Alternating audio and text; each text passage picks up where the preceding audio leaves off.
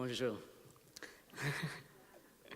Thank you very much for the opportunity to talk to you today. It is a long journey, but it's certainly worth coming here. I love coming to Montreal, and it's lovely to be here again. I wish I could talk to you in French, but my French is terrible. I hope my Australian accent is not too strong. So first of all, I'm going to focus on challenges in the definition of the term child sexual abuse. And people have had different definitions and used different understandings of the term since the 1970s, and they still do to this day. And this is a big problem for our field. It's a problem for research and knowledge formation. If we're not using the right term or the right understanding of what child sexual abuse is, we risk underestimating how common it is, and that can have major influences on what we do clinically. It can have major influences on what we do politically in getting support for treatment and interventions. Definitions also matter for legal responses within nations. So if we don't define child sexual abuse sufficiently broadly, we will rule out some people who have suffered child sexual abuse from getting access to legal remedies, and that can include compensation for their injuries. So that's a big problem as well. Definitions matter for international and national policy also.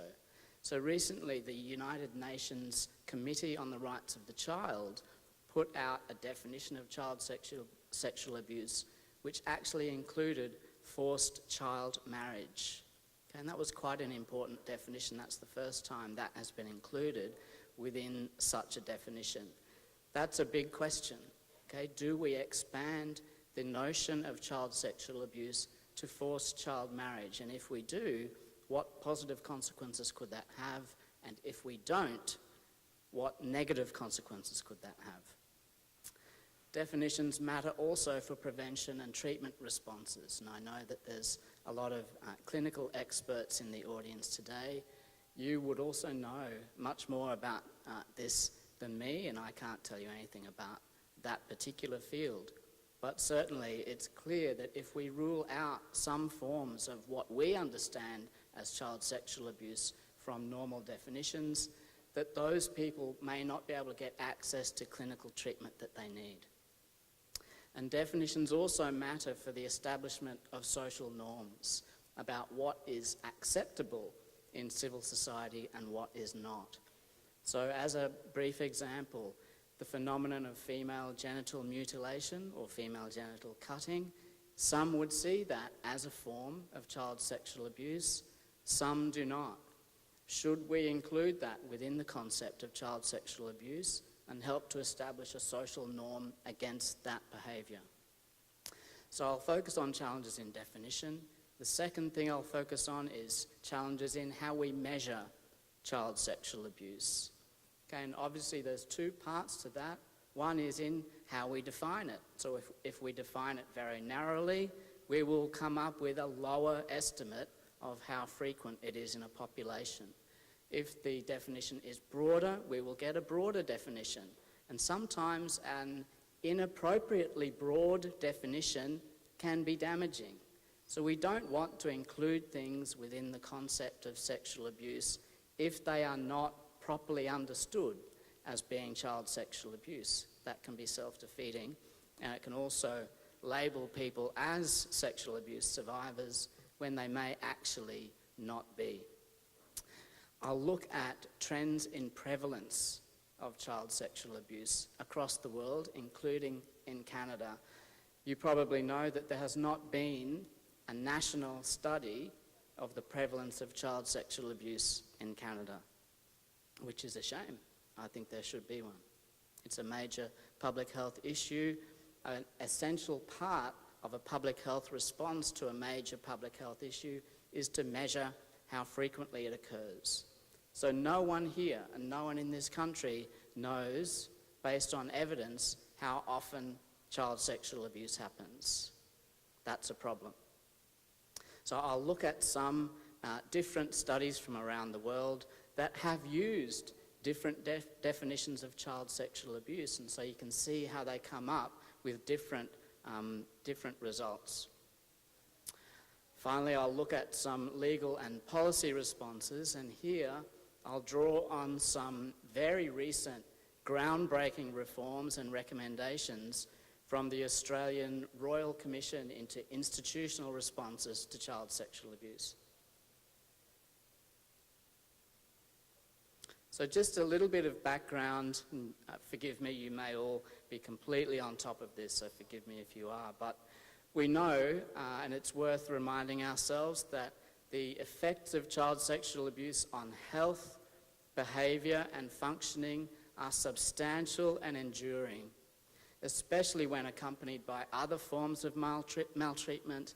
They can actually cause structural changes in the brain, shortening of telomeres, and shortening of life. This is a very, very important experience in people's lives for so many reasons, and it can actually shorten life. Key psychological consequences include anxiety, depression, and PTSD, post-traumatic stress disorder. People's self-images can be torn apart. Suicide is common, and suicidal ideation is common.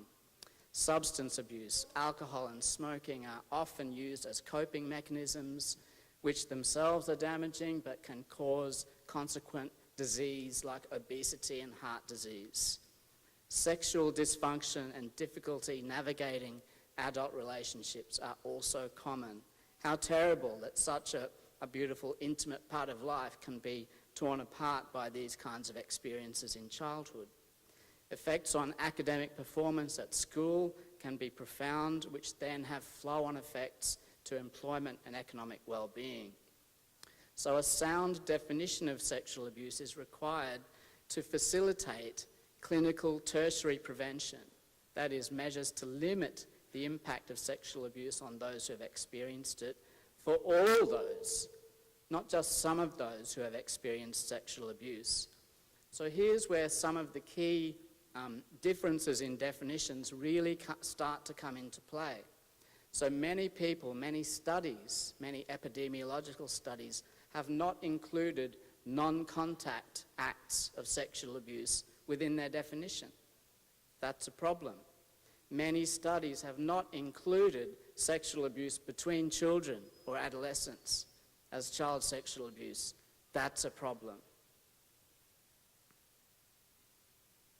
So what's so significant about these problems in definition and measurement? Why does it matter so much? Is child sexual abuse really such a big deal? Well, yes, it is.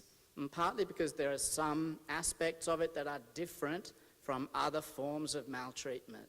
So sexual abuse is uniquely hidden. It occurs in secret. It's usually only witnessed by the child and the offender. Non-disclosure is extremely common. Non-disclosure ever through life. How many things happen to us that we don't feel we can talk to anyone about? That's how serious it is. People are so ashamed or so frightened or feel so guilty that they feel they cannot utter a word about it. Sometimes ever, sometimes for decades afterwards. Sexual abuse causes severe and multiple harms to many survivors. There are some particularly dangerous, prolific offenders with hundreds of victims. And there are some institutions with much higher risk. And this suggests that there are potential priority response areas. So it's a fundamental breach to bodily inviolability, human rights that are recognised under the UN Convention, to human dignity and social justice. And these are the core values of our liberal democracies. So for all these reasons, it demands a public health approach which involves appropriate responses by social, health, educational and legal systems and communities. Now, a public health response requires 4 things. And one of these things is defining the concept and measuring its prevalence. So at the moment, in most countries in the world, we're not even getting past the first stage of a proper public health response in child sexual abuse. Now, we have come a long way in 30 or 40 years in dealing with this, but we are still just at the beginning and there's a lot to do. Interestingly, another part of a public health response is program development to respond to child sexual abuse and treat it, and that's where the clinicians really perform such a valuable service in dealing with victims, whether they're children or adult survivors of child sexual abuse.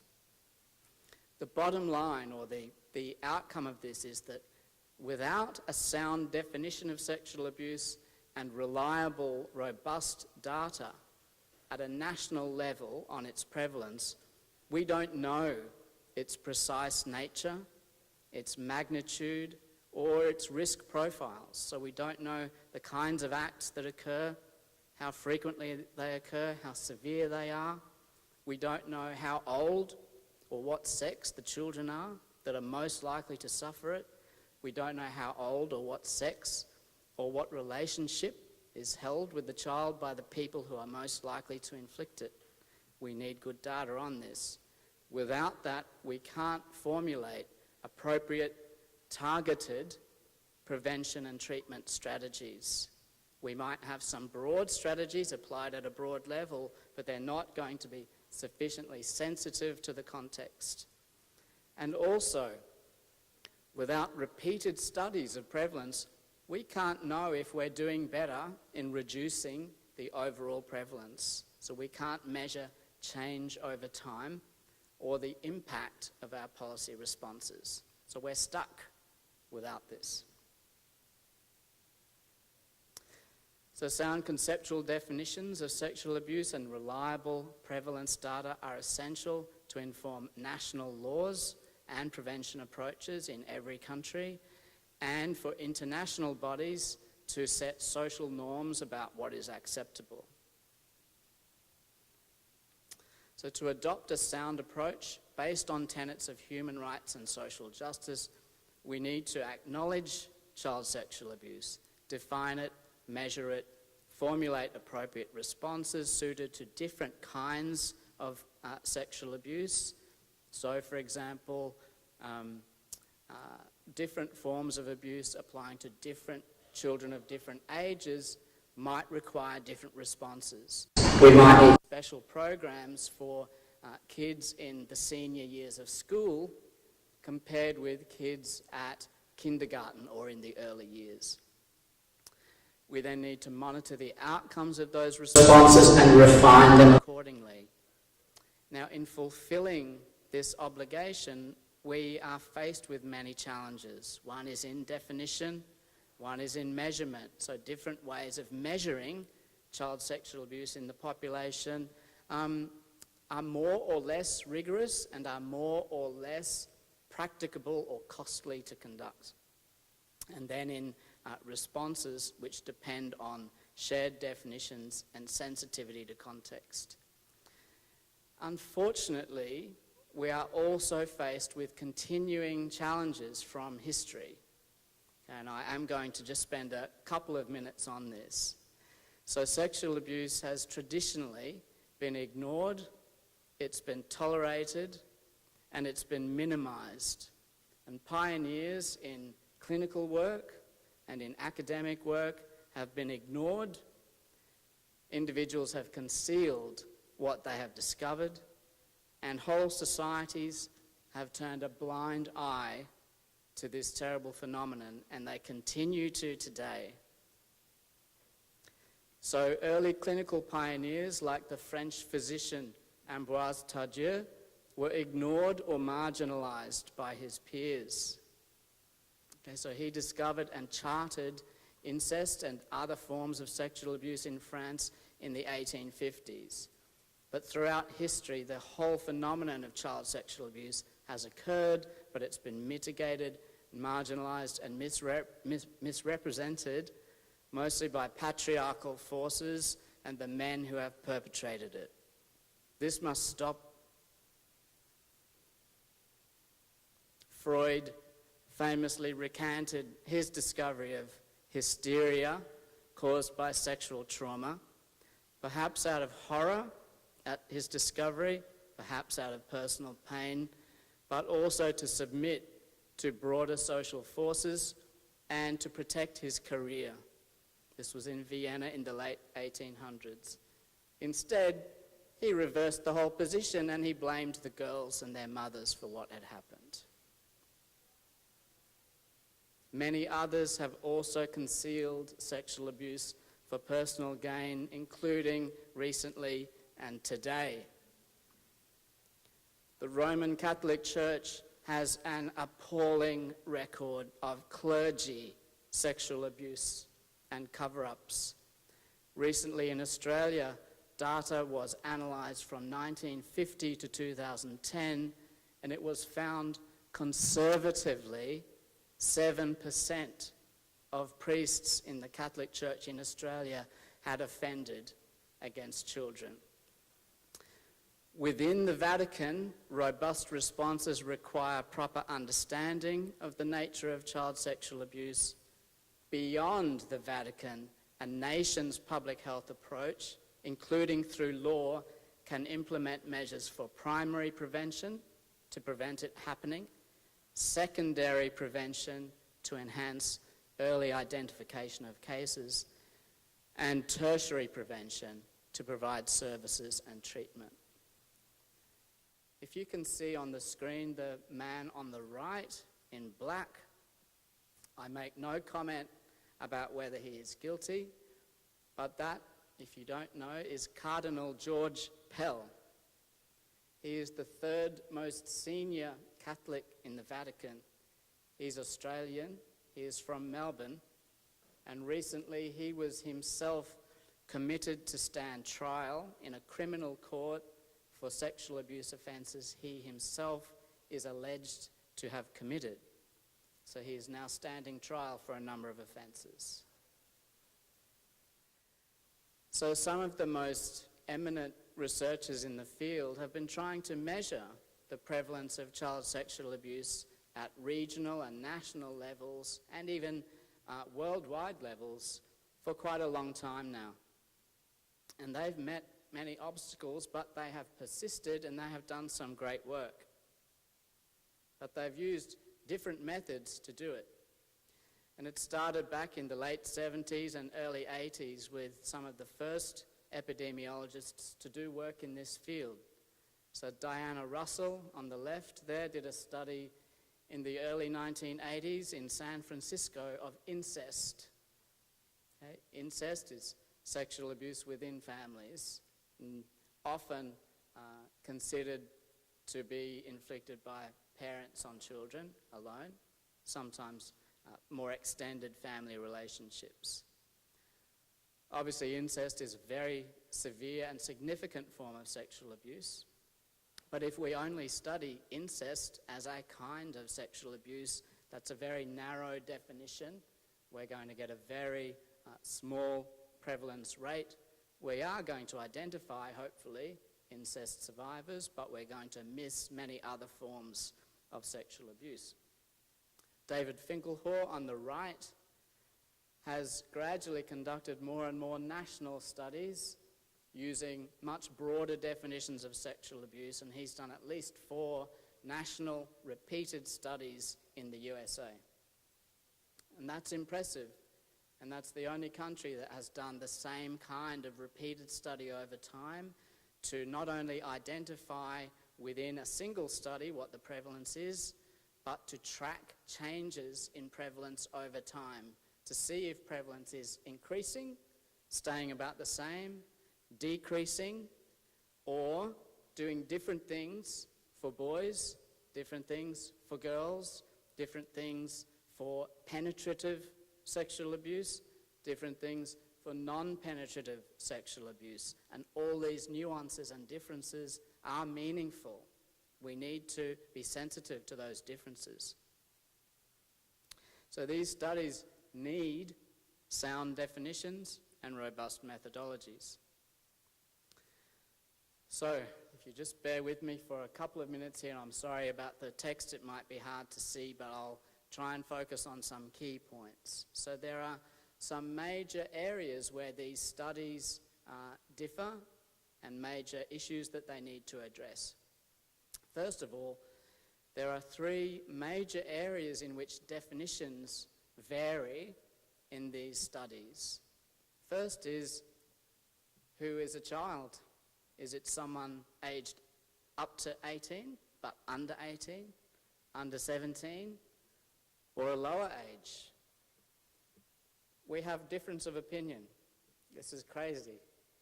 We need to do better, or at least we need to acknowledge limitations of studies. Now, interestingly, a recent analysis by David Finkelhor, which looked just at 17-year-olds compared with younger children, found that the prevalence rate skyrocketed for 17-year-olds. That alone is a reason not to exclude 17-year-olds from the definition of childhood. Okay. Second, how old can an offender be when we define child sexual abuse? So many studies, particularly in the early days, used an age difference. And they said often that the offender had to be at least 5 years older than the child. Okay? They had reasons for that, but many others, including me, would say that a child sexual abuser or someone who inflicts child sexual abuse can be the same age as the child. They can be another child or adolescent. They may be younger than the child. Okay, but studies differ. Definitions vary. And then there's the types of acts. So some studies, even now, just look at incest. Some studies, even now, just use a definition limited to contact acts, touching, fondling, actual sex. That's limited. That's unnecessarily limited. Other studies include contact and non-contact acts, which is good, but then they have different ways of doing that. So it's a very, very challenging context. I'll look in a moment at 4 instruments and point out how they vary. So there's the Juvenile Victimisation Questionnaire, that's David Finkelhor. The VAX questionnaire, the Violence Against Children Studies, that's limited to contact acts only. It's been done in 7 countries. That data is very, very limited. It's a great initiative, but the data has limitations. The ICAST-C tool and the ACE tool.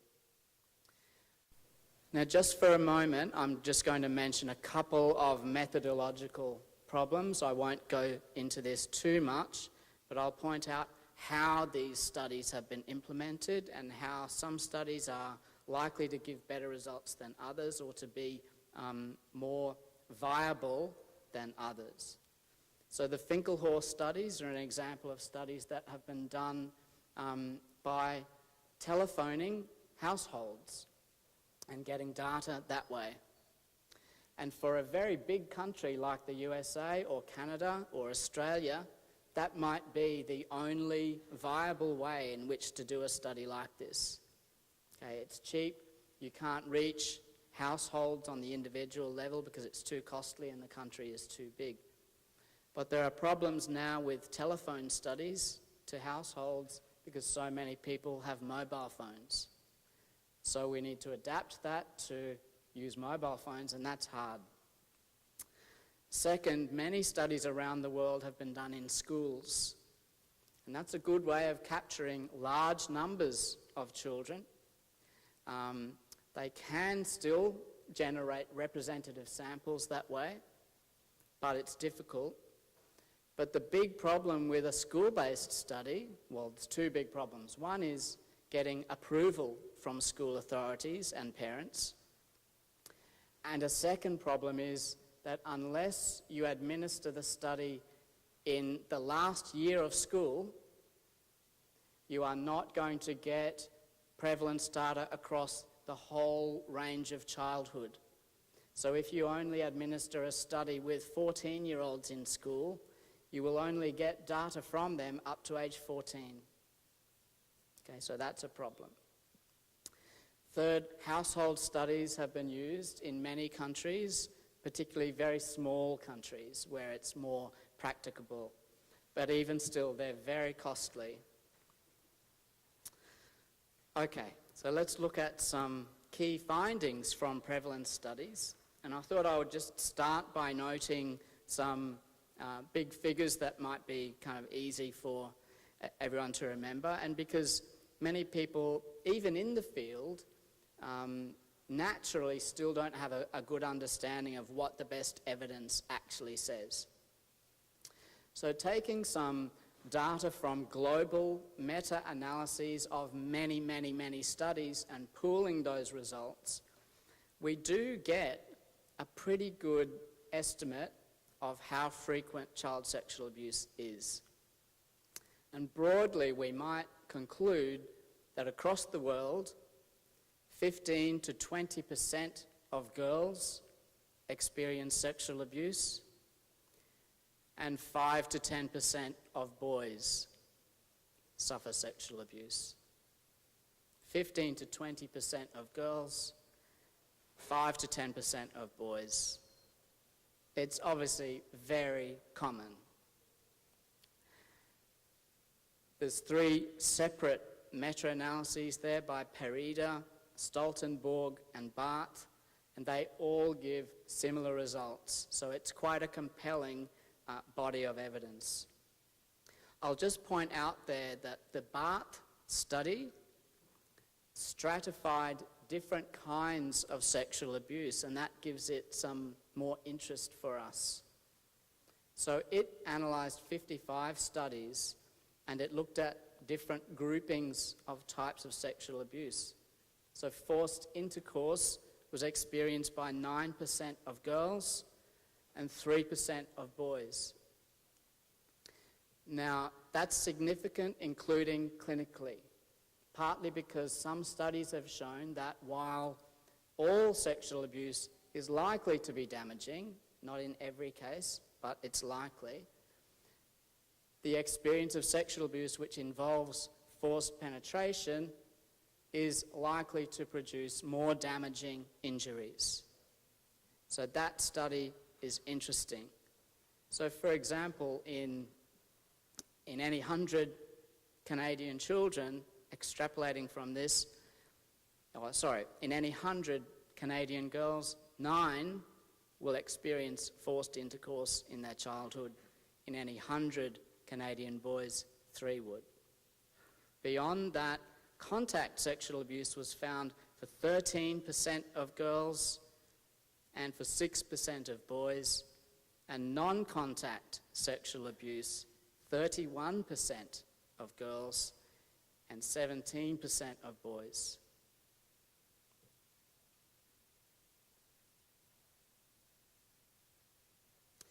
I'm just briefly going to refer to 4 of these instruments to show different definitions.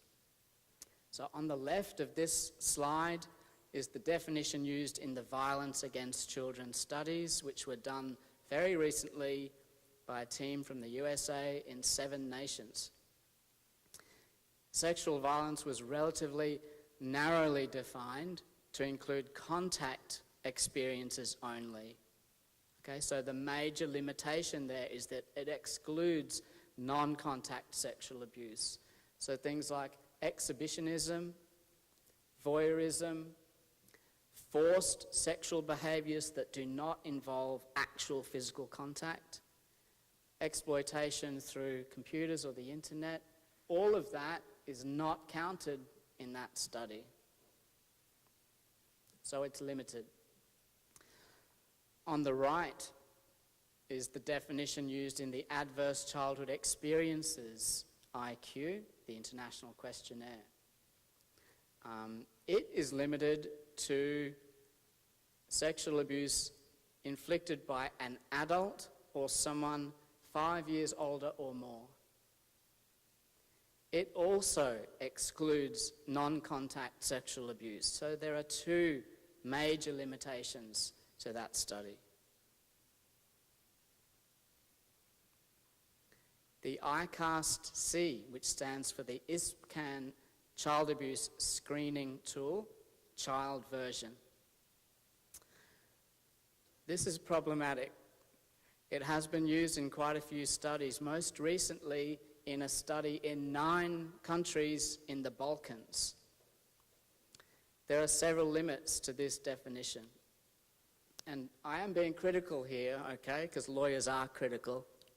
We have many faults. But it is important to point out these limits. But I must also admit that it is hard. It is very difficult to come up with a sound conceptual definition of sexual abuse.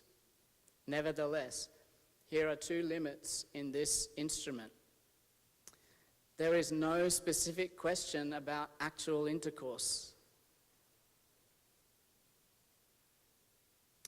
Second, they do include a broad range of acts. So one of the questions says, this is the top question, has anyone familiar to you or an unknown person ever made you feel bad or uncomfortable by speaking to you in a sexual way or writing sexual things about you? Now, I'm not saying that's not a kind of sexual abuse. It's kind of more akin to lower level comments or denigratory comments or verbal solicitations or sexual harassment. I'm not saying it shouldn't be included, but one thing we should note is that when results of a study are published, they should stratify the results and the frequencies against the different questions. If we get a global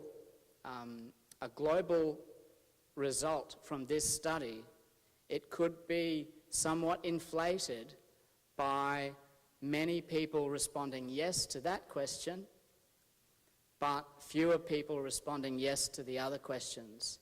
So it can give us a misleading estimate of sexual abuse, but it can also not give us a sufficiently nuanced understanding of what kinds of acts are happening and therefore what steps we should be taking to reduce those acts. Finally, on the right there is the Juvenile Victimisation Questionnaire. And this has been used by David Finkelhor in 4 studies. The definition that he has used has changed once over time. So recently he added the bottom question, S8, which is about whether anyone has ever had sex or tried to have sex with you when you didn't want it, when you were high on drugs, drunk, or drugged. But generally he has used the same definition. Now this definition I think is actually pretty good. It's the best one that I have found and my colleagues have found when we did a review of these studies.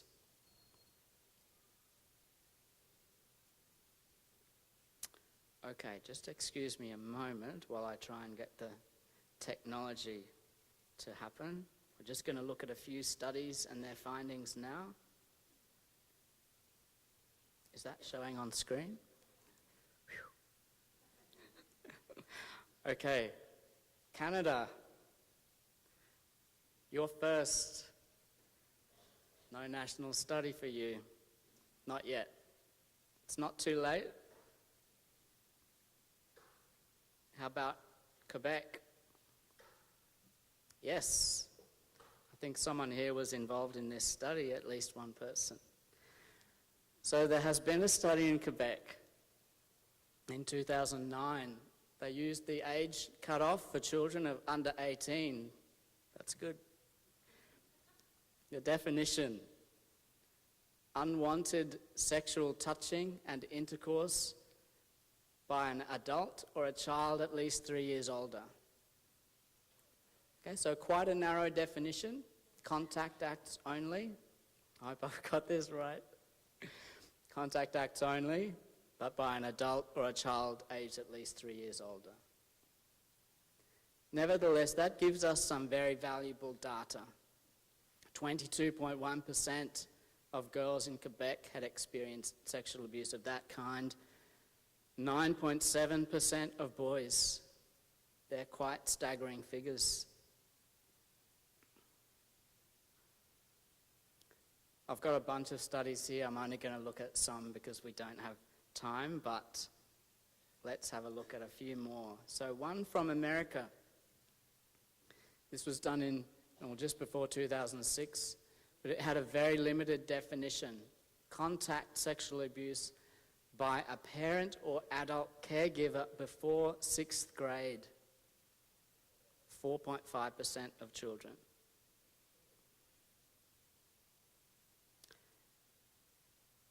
Professor Finkelhor. I just need to refer to some low-tech notes here. But he has found,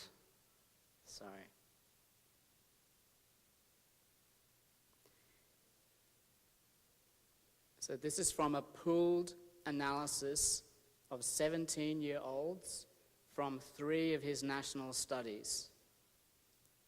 And he found that 26.6% of girls experienced any sexual abuse or sexual assault.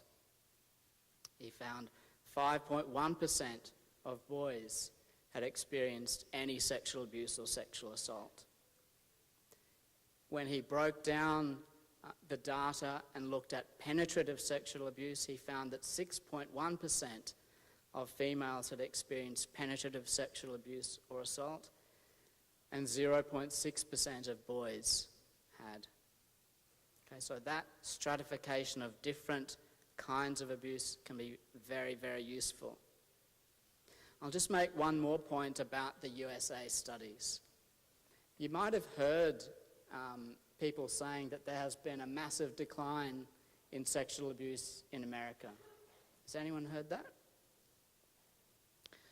And people, when they make that claim, are referring to some kinds of data, and usually they're referring to substantiated reports of child sexual abuse from child protection agencies. That data is not reliable. That data is extremely limited. It's only going to apply to reports that are made to official government agencies that are then investigated and substantiated. That is not nationally representative data on child sexual abuse. So let's discount that, and let's look at some of the data. I'll hold that and come back to it. Let's look at some of the data from the NATSCEV studies, the last 3, 1, 2, and 3. So this is lifetime experience for girls. I'll just go through the 3 studies from 2009, 13, and 15. The rates for girls have indeed declined, and they're not insubstantial declines. We go from 12.2% to 11.4% to 9.6%. So that's an encouraging decline. For boys, the pattern is different. It's 7.5% to 7.8% to 7.4%, so pretty much the same. For all children combined, 9.8 to 9.5 to 8.4. Okay. We'll just look at a few other countries just to show some different trends.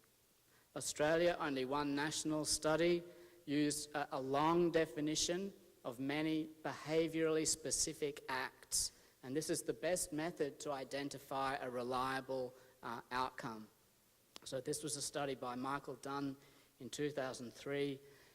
33.6% of girls reported experiencing non-penetrative child sexual abuse, and 15.9% of boys reported experiencing non-penetrative sexual abuse. For penetrative abuse, 12.2% of girls and 4.1% of boys.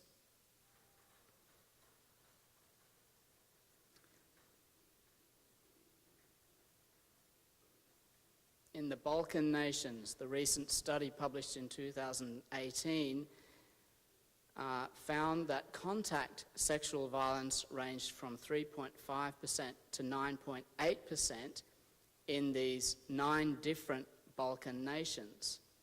Now, this study used the ICAST definition, which is somewhat limited, but One study from one of these countries, Croatia, reported some more nuanced results. So in Croatia, data was analysed just for the 16-year-olds in this study. Okay, so it excludes 17-year-olds, so it's still going to be a bit low. But still, it found that 20.4% of girls and 12.5% of boys experienced any child sexual abuse, and 9.4% of girls and 7.5% of boys experienced contact sexual abuse. I'm just going to point to a couple more studies. I know that there's a lot of detail, but just for comparative purposes, a study in South Korea limited to incest found 3.7%.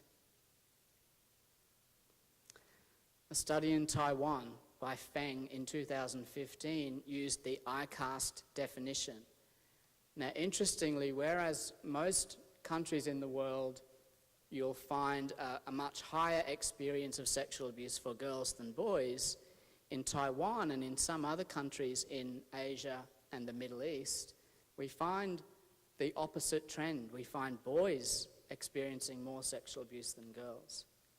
So in Taiwan, Feng found 21.8% of boys compared to 17.7% of girls experience sexual abuse in their lifetime. 2.2% versus 1.4% experienced forced sexual behaviours. Here's an interesting study from Iran. So this was a study of multiple different forms of child maltreatment, physical abuse, emotional abuse, sexual abuse, neglect, except they did not study sexual abuse. It was excluded from the study due to ethical concerns. Too sensitive.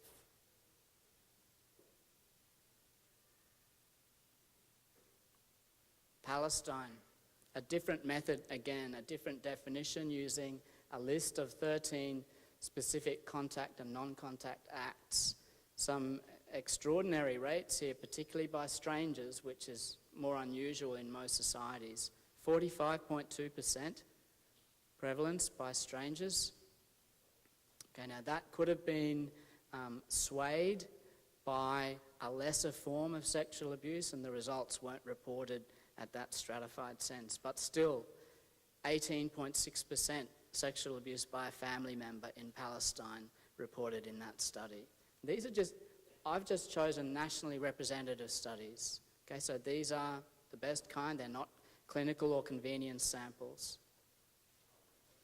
Kuwait, a similar trend with boys experiencing more sexual abuse than girls. Saudi Arabia, similar. Finally, on this point, the VAX studies. Okay, so again, this used a limited definition to contact sexual abuse only. For females, there's a higher rate of experiencing sexual abuse in these countries. Swaziland, 37.6% of females experience any sexual violence, 17.5% penetrative. Okay, some similar trends, not quite to that extent in the other countries. Zimbabwe, Haiti, Cambodia is different, Malawi, Tanzania and Kenya. For boys, we also see some significant rates, particularly in countries without a strong rule of law and perhaps with lots of kids not getting much supervision or homeless. So Haiti, the rates are very high. Malawi and Kenya, also high. Okay. So we see a lot of different but concerning trends in different parts of the world. Some of those trends are strongly influenced by the kind of definition used. So just to switch to the third part of the presentation, I hope I'm going okay for time. 5 minutes? Great, okay. So just to show how some of this can flow through some of these challenges in definition and measurement, but particularly definition, can flow through to responses by societies and legal systems. So this is a photo of the 6 commissioners from Australia's Royal Commission, which ended last year, and they delivered their final report last December. So public inquiries into child sexual abuse, especially within institutions, can only be initiated, soundly designed and implemented when politicians have a good understanding of the nature of child sexual abuse, and importantly when the media becomes involved and understands it as well and can help to expose it. So just very, very briefly, the Royal Commission in Australia just looked at sexual abuse in institutions, churches, religious institutions, schools and other organisations that serve children. It went for 5 years. It involved over 8,000 private sessions with survivors. 63.6% of these were males who had been sexually abused as boys. 85% said they were abused multiple times. Of those abused in a religious organisation, 61% were in a Catholic organisation. And of all of those survivors who appeared, these are just the people who appeared before the Commission, 35% were abused in a Catholic institution. The Royal Commission engaged in a long process of investigations and research and reform recommendations, and it has made wide-ranging reform recommendations that are not binding on governments in Australia, but they are highly persuasive, and they have already begun to be implemented in state and territory law.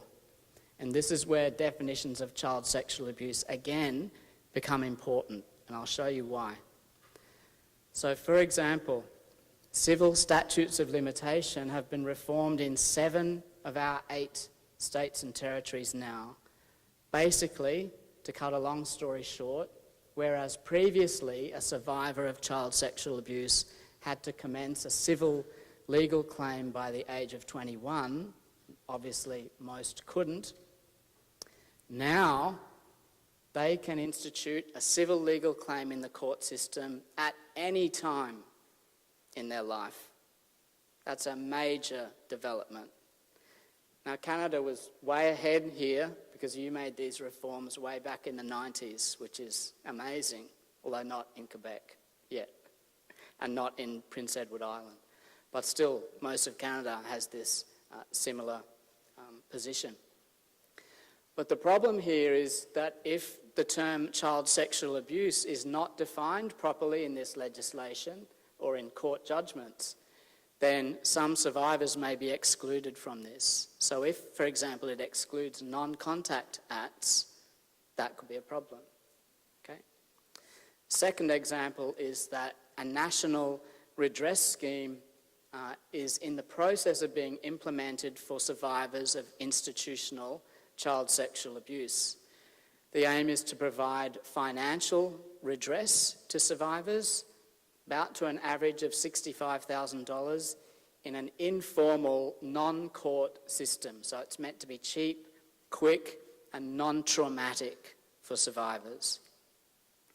Now this is going to be a $4 billion scheme with an estimated 60,000 possible claimants. But it is for survivors of child sexual abuse. So again, the definition becomes very important. Who is in the scope of this scheme, who is not. Finally, child safe standards legislation is being enacted in states to impose an obligation on schools and other organisations that serve children to do more things to protect children from sexual abuse and prevent it from happening and make reports of allegations and cases. Again, this depends on an appropriate definition of sexual abuse. And the fourth point there is about legislative reporting duties for sexual abuse. So here, the Royal Commission recommended nationally uniform reporting laws for child sexual abuse. Again, the scope of those is importantly limited by and depends on a good good definition of child sexual abuse. But across the world, so beyond Australia, organisations everywhere are or should be taking more steps to prevent and respond appropriately to child sexual abuse. We saw very recently the scandal in USA Gymnastics with Larry Nassar. So major organisations need to take more steps to develop rigorous prevention and response policies. They need to be informed by a good definition. For the international community, major questions exist. Should non-contact acts be seen as child sexual abuse, and if so, why and under what circumstances? Is female genital mutilation always or sometimes child sexual abuse? And what about child marriage? Okay. Forcible child marriage may differ somewhat from apparently more consensual arranged marriage in some circumstances, but we might need a very sensitive, nuanced approach to child marriage moving forward in the next decades to consider what kinds of it might properly be characterised as child sexual abuse. Recently, some people have tried to come up with a better definition and conceptual understanding of the term child sexual abuse. This is likely to be a continuing conversation in coming years and decades. I've kind of run out of time to talk too much about that. But I think the last word should go to those who have the biggest stake and to whom we owe the greatest duty, which is children themselves.